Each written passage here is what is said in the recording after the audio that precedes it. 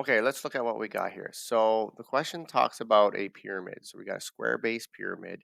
The volume is 126 cubic inches. So I'll just write inches cubed. And the base, which is lowercase b, is 6 inches. So it's square base. These would be all the same. And we have them all being 6 inches.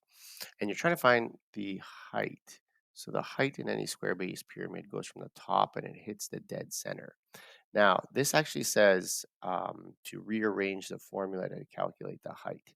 So it depends what the question asks. So that part's pretty difficult, but let's just look at our formula package and see what the formula for volume of a square base pyramid is. So go to measurement and look up uh, pyramid.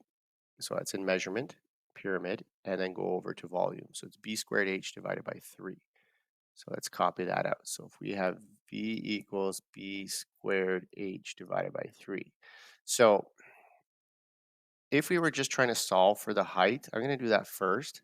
That's a lot easier. So when you have questions that say just solve for the height, we're just going to sub in the numbers that we know for the letters. So we know v is 126. We know b squared is 6 squared h divided by 3. So this is actually easier to do. If I just said solve for h, nothing about rearranging, this is how you want to go about it.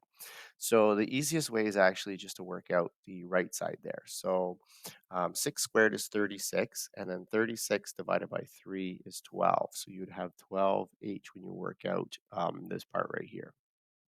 And then what you're going to want to do is get h by itself. So to get h by itself, it's like what we've been doing before in Unit 1, ratios and proportions. Just divide both sides by 12 to get h by itself.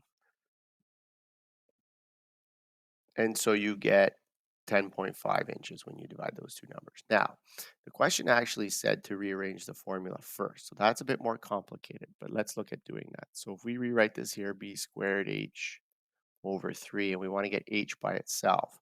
Well, the easiest thing to do is get rid of the fractions first. So you know dividing by 3 right now.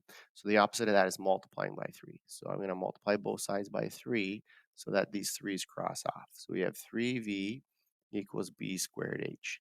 Now to get rid of or to isolate to get h by itself, basically, or isolate for h, you need to get rid of that b squared. So you're multiplying by b squared. So you're just going to divide both sides by b squared so that they can cross off and you get h by itself. So you end up with 3v over b squared.